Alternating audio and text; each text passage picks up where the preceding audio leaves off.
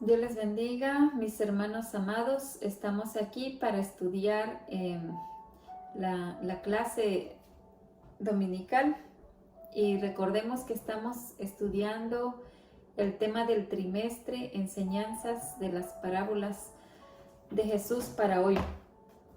Es el número 5 el que vamos a estar viendo hoy y como título, el corazón no puede estar vacío. Ese va a ser el título de nuestra clase de hoy. Vamos a orar antes de comenzar. Amén.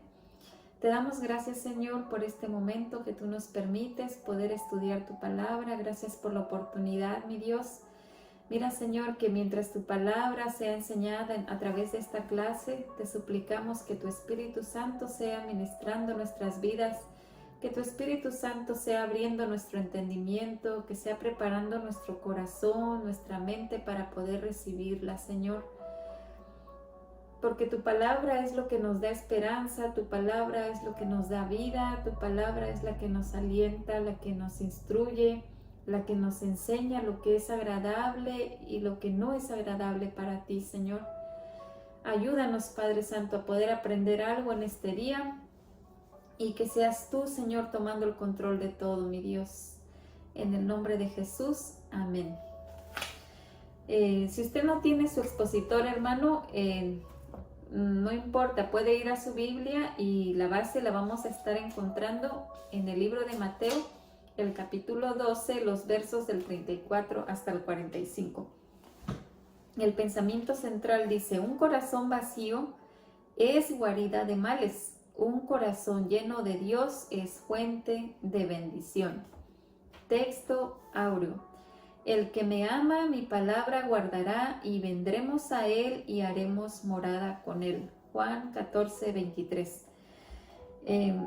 Vamos a estar en Mateo 12, 34. Dice: generación de víboras, ¿cómo podéis hablar lo bueno siendo malos? Porque de la abundancia del corazón habla la boca. El hombre bueno del buen tesoro del corazón saca buenas cosas, y el hombre malo del mal tesoro saca malas cosas. Porque por tus palabras serás justificado, y por tus palabras serás condenado. Entonces respondieron algunos de los escribas y de los fariseos, diciendo: Maestro, deseamos ver de ti señal. Él respondió y les dijo: la generación mala y adúltera demanda señal, pero señal no les será dada sino la señal del profeta Jonás. Porque como estuvo Jonás en el vientre del gran pez 3 días y 3 noches, así estará el Hijo del Hombre en el corazón de la tierra 3 días y 3 noches. Los hombres de Nínive se levantarán en el juicio con esta generación y la condenarán, porque ellos se arrepintieron a la predicación de Jonás, y he aquí más que Jonás en este lugar. La reina del sur se levantará en el juicio con esta generación y la condenará, porque ella vino de los confines de la tierra para oír la sabiduría de Salomón, y he aquí más que Salomón en este lugar. Cuando el espíritu inmundo sale del hombre, anda por lugares secos buscando reposo y no lo halla. Entonces dice: volveré a mi casa de donde salí, y cuando llega la halla desocupada, barrida y adornada. Entonces va y toma consigo otros 7 espíritus peores que él, y entrados moran allí. Y el postrer estado de aquel hombre viene a ser peor que el primero. Así también acontecerá a esta mala generación. Entonces estamos viendo el título de hoy: el corazón no puede estar vacío. Nos dice la introducción que los que son dueños de casas y edificios, de edificios que rentan, ellos saben lo peligroso que es dejarlos vacíos, ya que pueden sufrir el deterioro por ser abandonados, y por otro lado está el riesgo de ser invadidos por todos esos vagos o personas que andan en la calle, que buscan precisamente este tipo de lugares para hacer todas sus maldades. Pero en el estudio de hoy está basado en una enseñanza más de Jesús. Amén, donde nos muestra la urgencia de poder tener el corazón siempre lleno de las cosas de Dios. Perdón, hermanos. Dice que esto es algo que debemos de hacer después de recibir a Cristo como en nuestro corazón, como nuestro Salvador. Debemos de esforzarnos en poder saturar nuestro corazón con la palabra de Dios, ya que su palabra es espíritu y es vida. Hoy vamos a estar viendo 3 puntos, y el punto número 1 nos dice que la boca habla lo que hay en el corazón. Inciso A, producto de un corazón malo. Mateo 12, 34 y 35 dice: generación de víboras, ¿cómo puedes hablar lo bueno siendo malos? Porque de la abundancia del corazón habla la boca. El hombre bueno del buen tesoro del corazón saca buenas cosas, y el hombre malo del mal tesoro saca malas cosas. Para que nosotros podamos entender un poquito más esta reprensión que Jesús hace a los fariseos, vemos que en este mismo capítulo 12, en el verso 22, nos dice que habían traído a Jesús un hombre que estaba endemoniado y que estaba ciego y mudo. Y Jesús lo sanó. Y había una multitud de gente allí que estaban asombrados, que estaban maravillados por haber presenciado este milagro que Jesús había hecho con este hombre. Y se preguntaban, ¿será posible que Jesús sea el hijo de David, el Mesías? Pero los fariseos, quienes estaban también junto con esta multitud, dice que ellos levantaron falsas, malas acusaciones contra el Señor, contra nuestro Salvador, al decir que Jesús había realizado este milagro, había sanado a este hombre o lo había libertado, atribuyéndole al diablo la obra de Dios. Ellos rechazaban todas las enseñanzas que Jesús traía, siempre buscaban algo para poder tentar a Jesús. Ellos no aceptaban a Jesús como el Salvador, como el Mesías.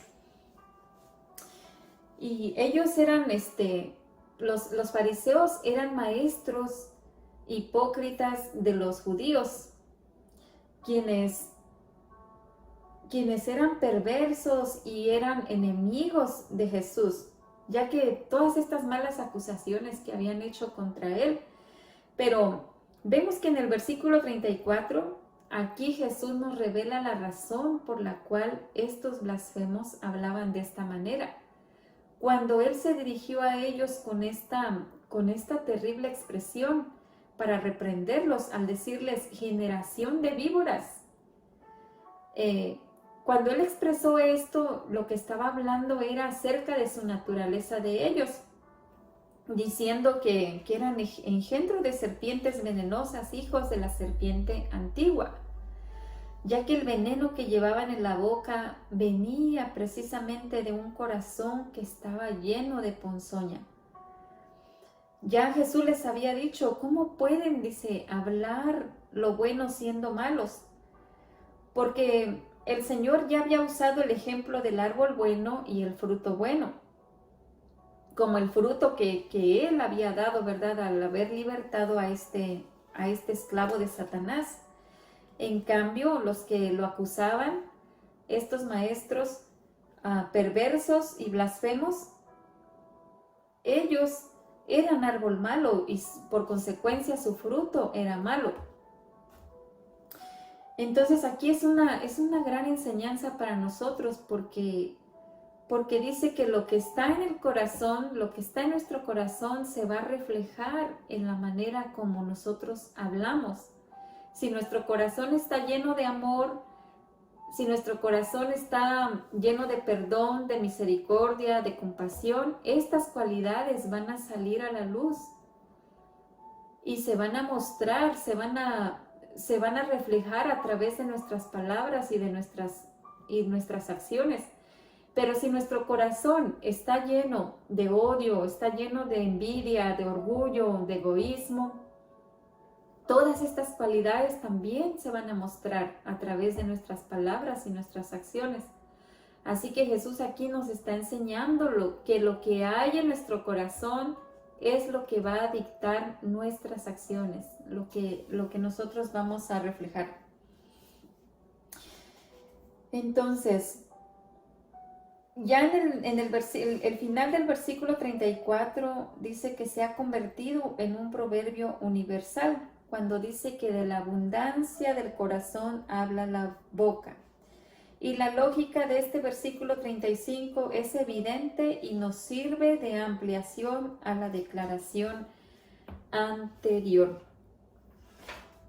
Ahora el inciso B dice, valor y el efecto de las palabras. Para ello vamos a ver el 36 y 37. Nos dice, mas yo os digo que de toda palabra ociosa que hablen los hombres, de ellos darán cuenta en el día del juicio, porque por tus palabras serás justificado y por tus palabras serás condenado. Muchos piensan, hermanos, que las palabras solo tienen un valor momentáneo, que usted ha escuchado esa expresión que dice, no, las palabras se las lleva el viento, pero en realidad es una mentira, porque toda palabra deja consecuencias. No se disipa, sino que sí deja consecuencias. Aquí Jesús les da tal importancia que deberíamos de aprender a pensar bien lo que hemos de hablar. Cuando él nos habla aquí de palabra ociosa, hermanos, se refiere a toda aquella expresión que decimos sin razón, sin sentido o sin la intención de poder comunicar algo bueno. Jesús asegura que de todas esas palabras vanas que salen de nuestras bocas vamos a tener que dar cuenta en el día del juicio. En realidad, las palabras que los fariseos expresaban no solamente eran vanas, sino que eran palabras que estaban llenas de odio, que estaban llenas de malicia y de blasfemia. Imaginen, hermanos, si las palabras sin sentido acarrean condenación, ¿cuánto más condenación no van a acarrear o juicio? Todas aquellas palabras que se usan para ofender, para criticar, para calumniar, para lastimar a los demás. En este versículo 37 nos indica que todo lo que el ser humano dice puede servirle para ser justificado. Claro, si son palabras de confesión, de arrepentimiento o de invocación a Dios, pero también por las palabras dice que podemos ser condenados. Si todo lo que de nuestra boca sale o expresamos es mentira, es calumnia, malicia y blasfemia, también vamos a ser condenados por esas palabras. Así que esto, hermanos, para nosotros es una lección muy especial para que nos examinemos y veamos en realidad cómo son nuestras palabras que expresamos.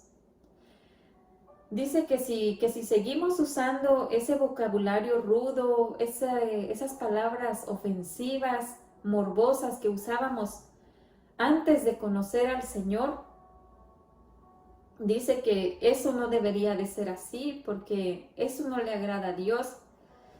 Y debemos de, como hijos de Dios, pedirle la ayuda al Espíritu Santo para que nos ayude a tener un vocabulario más sano, más saludable y que pueda ser edificante. Amén. Recordemos la oración que David hacía al decir, Sean gratos los dichos de mi boca y la meditación de mi corazón delante de ti, oh Jehová. Salmo 19:14. Si nosotros, hermanos, le permitimos al Espíritu Santo que nos guíe, entonces nosotros vamos a poder usar nuestra lengua para poder edificar, para poder animar, para poder alentar a los demás. La Biblia nos enseña que debemos de cuidar nuestras palabras, amén, que debemos de pensar muy bien antes de hablar y no hablar por hablar, sino que nuestras palabras sean usadas para edificar y no para destruir o que ofenden y lastimen a los demás. Así que debemos de cuidar de lo que permitimos que nuestro corazón se llene, ya que de lo que esté lleno nuestro corazón es lo que va a salir de nuestra boca. Gloria a Dios, dice. Y sabemos que en realidad, hermanos, las palabras sí tienen un efecto profundo y duradero en la vida de las personas.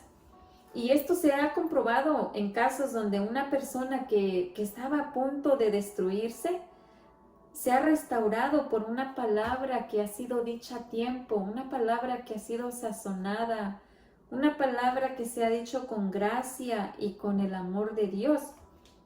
También por otro lado, vemos ejemplos de personas que se han ofendido tanto, se han lastimado tanto, que han sido humilladas por un insulto o por una calumnia, que les ha afectado de tal manera que se han suicidado, que se han quitado la vida. Así que es bien importante, hermanos, esta lección que Jesús nos está trayendo a través de esta enseñanza de que debemos de cuidar la manera como nosotros hablamos, cómo son nuestras palabras, ponerle cuidado para no dañar, para no lastimar a alguien más, sino que la palabra que salga de nuestros labios pueda ser edificante, que pueda ayudar a alguien más. Debemos pedirle a Dios que ponga guarda en nuestra boca, amén, para que cuando la abramos solo digamos cosas que sean bien pensadas y especialmente que sean agradables a Dios. Ahora vamos a ver el punto número 2 que dice los que piden señales para creer.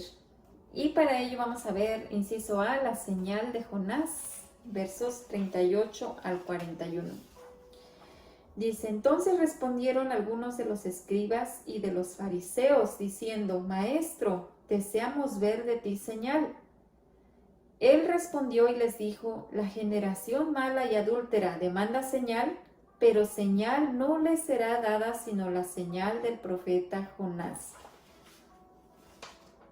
Porque como estuvo Jonás en el vientre del gran pez 3 días y 3 noches, así estará el Hijo del Hombre en el corazón de la tierra 3 días y 3 noches.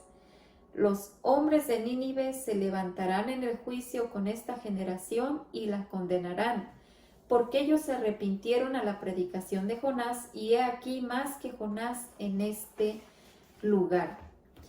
Sin tomar en cuenta, dice, las severas palabras de Jesús, estos testarudos fariseos le pidieron al Señor, ¿verdad?, que les mostrara una señal. Ya habían visto, ya habían presenciado ese milagro que Jesús había hecho al haber liberado al endemoniado, que también era ciego y mudo. Pero tal parece que eso no les bastaba, no era suficiente para ellos, sino que ellos seguían diciéndole al Señor que querían ver una señal del cielo, quizá como la que había hecho Elías.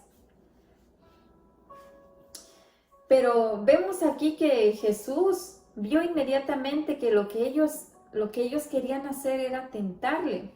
Amén. Lo que ellos querían hacer era divertirse y satisfacer su maliciosa curiosidad. Por tanto, dice que Jesús no satisfizo sus perversos deseos, sino que nuevamente los volvió a declarar como una generación mala y adúltera.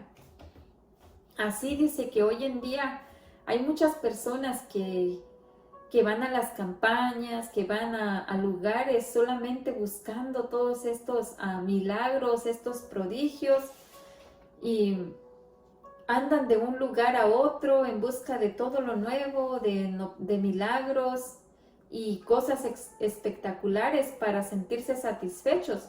No van en realidad porque tienen necesidad de Dios y que Dios haga un cambio en sus vidas, sino simplemente para poder recibir un milagro, para ser espectadores.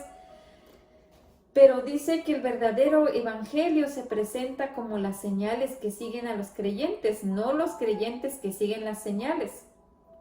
Y vemos que hoy en día, mis hermanos, Dios todavía está obrando milagros, pero Él no hace los milagros para satisfacer la curiosidad de todos aquellos hipócritas, no, sino que la razón por la que Él hace estos milagros es para que la fe de todos aquellos que en realidad tienen sinceridad en su corazón sea fortalecida, sea alentada y que pueda ayudar a los necesitados. Esa es la razón por la que Dios aún sigue haciendo milagros. Así que con toda seguridad podemos asegurar que un corazón vacío de la verdadera fe en Cristo siempre va a estar buscando cosas externas y va a andar probando de todo. Pero sabemos que tarde o temprano van a terminar desilusionándose y van a volverse al mundo.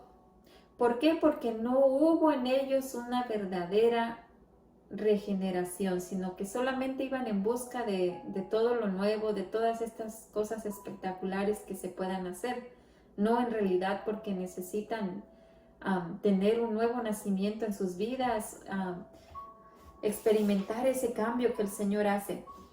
Así que la señal de Jonás, vemos que se ve de dos maneras. Primeramente, pudiéramos decir, lo que aprendemos aquí de la señal de Jonás es la experiencia de este profeta, ¿verdad? Al haber estado 3 días en el vientre del gran pez, lo cual dice que era tipo y profecía del tiempo cuando Jesús estaría en la tumba, en el corazón de la tierra.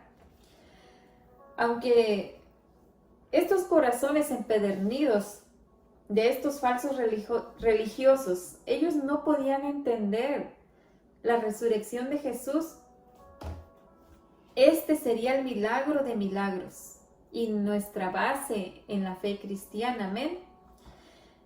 En segundo lugar, lo que podemos aprender de la señal de Jonás están los resultados del mensaje de este profeta, dice unos 900 años antes de Cristo, ya que los hombres de Nínive se arrepintieron ante la predicación de Jonás. En cambio, estos llamados maestros del pueblo de Dios, teniendo frente a ellos a uno mayor que Jonás, no creyeron. Por eso dice que el día del juicio los de Nínive van a acabar condenando a esta generación mala y adúltera, que a pesar de ver y de oír personalmente al Hijo de Dios, ellos fueron rebeldes y no lo recibieron, no aceptaron el mensaje de Jesús. Sin embargo, vemos que los ninivitas, ellos sí reconocieron la advertencia de Dios a través de este profeta Jonás. Y así que para hoy en día también para nosotros nos ayuda para aprender esto. Dice el inciso B, la señal de la reina del sur. Dice, la reina del sur se levantará en el juicio con esta generación y la condenará, porque ella vino de los confines de la tierra para oír la sabiduría de Salomón, y he aquí más que Salomón en este lugar. Así que dice que tanto la mención de Jonás como la referencia a la reina de Sabá, Primera de Reyes 10 del 1 al 10 y Segunda de Crónicas 9 del 1 al 12, dice que esta reina del sur, reina de Sabá, perdón, vino del sur de la gran península arábiga, hoy Yemen. Ella viajó a una larga distancia para poder ir a ver a Salomón, ¿verdad? Ir a ver, a escuchar, dice, y maravillarse con la sabiduría de Salomón. Entonces, vemos que tanto los ninivitas y la reina de Sabá, ellos fueron gentiles o paganos, quienes se convirtieron al escuchar la palabra de Dios de boca de un hombre. Y muy diferente a estos enseñadores de la ley que, a pesar de haber escuchado a uno más grande que Jonás y más sabio que Salomón, no se arrepintieron de su maldad. Ellos no se arrepintieron de su maldad. Imagínense, dice que cuando Dios mandó a Jonás a Nínive para decirle que iba a destruir esa ciudad si no se arrepentían de su pecado, y vemos que ellos recibieron, dice, la advertencia de parte de Dios a través de labios de Jonás, y todos se arrepintieron. Y imagínense, y estos hombres, estos fariseos que podían haber presenciado a Jesús y ver y ser testigos de todo lo que él hacía, ellos no lo aceptaron, no prefirieron seguir en su rebelión, en su rebeldía. Entonces dice, nosotros también estamos implicados en estas comparaciones que son tan comunes en el Nuevo Testamento. Hermanos, si creyeron los antiguos basados únicamente en promesas, en profecías, ¿cómo no debemos de creer nosotros? Teniendo, dice, en derredor nuestra tan grande nube de testigos, Hebreos 12:1. Esto se ha demostrado incluso en la relación con las personas que recién han sido convertidas o las que son menos maduras en la fe. ¿Cuántas veces, hermanos, para vergüenza nuestra, un hermano que tiene menos experiencia actúa con más fe y con más responsabilidad que los que llevamos más tiempo en la iglesia? Otros casos en los que Jesús también alabó la fe de estos gentiles por encima de los del pueblo de Israel fueron, por ejemplo, la fe del centurión en Mateo 8:10, el de la mujer sirofenicia de Mateo 15:28 y el del samaritano, Lucas 10, 33 al 37. Ahora vamos a ver el punto número 3, dice, el corazón no puede estar vacío. Inciso A, parábola de la casa desocupada. Dice, cuando el espíritu inmundo sale del hombre, anda por lugares secos buscando reposo y no lo halla. Entonces dice, volveré a mi casa de donde salí, y cuando llega la halla desocupada y barrida y adornada. Y ya para finalizar este debate, mis hermanos, dice que Jesús vuelve a este incidente que había provocado este enfrentamiento, cuando él había libertado a este hombre que estaba endemoniado, que fue un caso que le ayudó para ilustrar la realidad espiritual de los judíos, porque el pueblo de Israel era una casa desocupada. Porque si bien no era un pueblo idólatra como los demás naciones, pero contaba con una religión llena de ritos y mandamientos, su vida espiritual estaba completamente en ruinas. Amén. Aquí podía aplicarse el mensaje del profeta Isaías 29:13, cuando dijo, este pueblo, dice, se acerca a mí con su boca y con sus labios me honra, pero ¿qué dice? Su corazón está lejos de mí. Y la parábola del espíritu inmundo y la casa desocupada ha sido un motivo de múltiples sugerencias. Lo que podemos aprender aquí es sobre la conducta de estos malignos espíritus que cayeron por su iniquidad y que son manejados por voluntad de Satanás. ¿Qué es lo que hacen ellos? Ellos molestan, dice, a las criaturas humanas y estorban la obra de Dios. ¿Por qué les gusta estar dentro de los seres humanos? Ellos dicen que no tienen facultad de asumir cuerpos, por lo que se conforman por lo menos con poseer a hombres, a mujeres y hasta animales. ¿Y por qué andan por lugares secos? Dice que se ha pensado que Dios les ha fijado estos lugares para que anden errantes, ya que allí hay menos población humana. Y dice que el hecho de salir del hombre y volver a entrar junto con otros sugiere que la existencia de estos demonios es desdichada y triste y tratan de refugiarse en cualquiera que les dé lugar. Y por otra parte, en el versículo 44 nos indica que el mayor peligro, mis hermanos, de un corazón es estar vacío. Porque cuando este espíritu inmundo vuelve a la casa de donde salió y la encuentra desocupada, barrida y adornada, decide invitar a otros 7 y hacer mayor la desgracia del pobre poseído.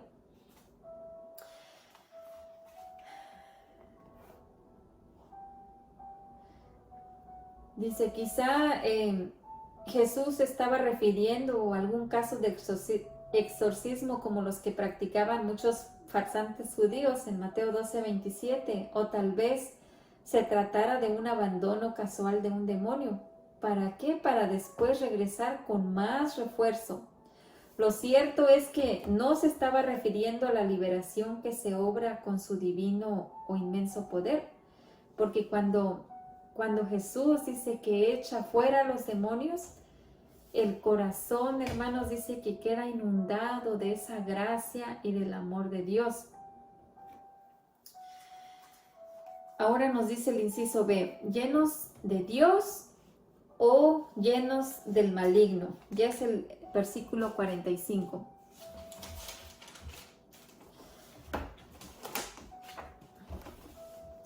Dice, entonces va y toma consigo otros 7 espíritus peores que él, y entrados moran allí, y el postrer estado de aquel hombre viene a ser peor que el primero. Así también acontecerá a esta mala generación. Ya se trate de alguien que haya estado bajo una posesión demoníaca o que simplemente ha sido liberada del poder del pecado y de Satanás, dice que su corazón ha sido vaciado. Todos esos vicios o obras de la carne que está en Gálatas 5 del 19 al 21 ya no están ocupando ningún lugar, ya no dominan en su mente ni en su vida práctica. Pero no basta haber desalojado a estos inmundos y malévolos inquilinos que hicieron su morada en él por tanto tiempo. Dice que debemos de reemplazar inmediatamente esos vicios con virtudes. Debemos de reemplazar las tinieblas con la luz de Cristo. Debemos de reemplazar la duda con la fe viva en Dios y la ignorancia con el conocimiento de la palabra del Señor.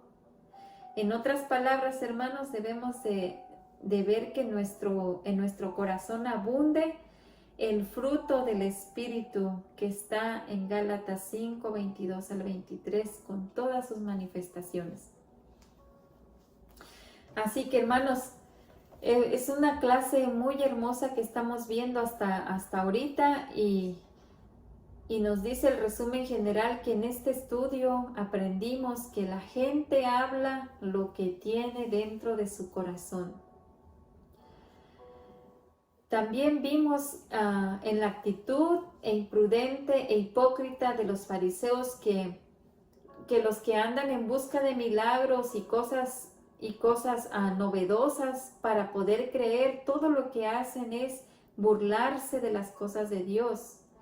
Vimos también que el Señor no hace milagros con el propósito de impresionar o de halagar o de agradar a todos aquellos curiosos. No, sino la razón por la que Él hace los milagros es por su amor que tiene hacia todos los necesitados y para que todos aquellos que no creen adquieran esa fe y lo puedan recibir también como su Salvador y Señor. Para eso es que Él realiza estos prodigios, estos milagros, para que la gente que no le conoce, le conozca y puedan aceptarlo también como su Señor y Salvador. También vimos en la parábola del espíritu inmundo y la casa desocupada cómo el corazón del hombre no puede permanecer vacío. Vimos el peligro que hay al dejarlo vacío. Sabemos que si no está lleno de las cosas de Dios, si no lo llenamos con la palabra de Dios, dice que el diablo lo va a llenar con todas esas obras de la carne. Y también vimos que está el peligro de ser poseído una vez más por todos esos demonios. Dice que si nuestro corazón permanece vacío, sabemos que dice que el diablo nomás anda dando sus vueltas y cuando ve que está vacío, que hay una entrada, él no solamente un descuido en nuestras vidas, dice que va a regresar él y con 7 espíritus más. ¿Y qué va a pasar? Que dice que el estado de esa persona va a ser peor que como vino antes de Cristo. Entonces es bien importante que nosotros tomemos este consejo que nos está dando la palabra del Señor, de que mantengamos nuestro corazón lleno de su palabra, de que pensemos cómo son nuestras palabras, porque recordemos que todo lo que nosotros tengamos en nuestro corazón va a ser reflejado en nuestras acciones, en la manera como nosotros hablamos.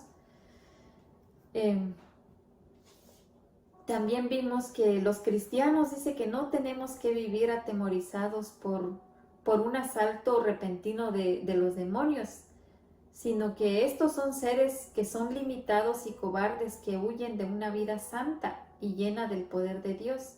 Sin embargo, haríamos bien con vivir consagrándonos a Dios y dedicándonos a su servicio. Amén. Bueno, mis hermanos, para la siguiente semana vamos a estar viendo la bella parábola de la semilla y los 4 suelos. Para ello, estudiemos en el libro de Mateo, el capítulo 13, los versos del 1 al 23, para que cuando nuestro hermano pastor esté dando la clase, nosotros la podamos entender. Amén. Gracias, hermanos, por su atención y que Dios les bendiga. Nos vemos la siguiente vez.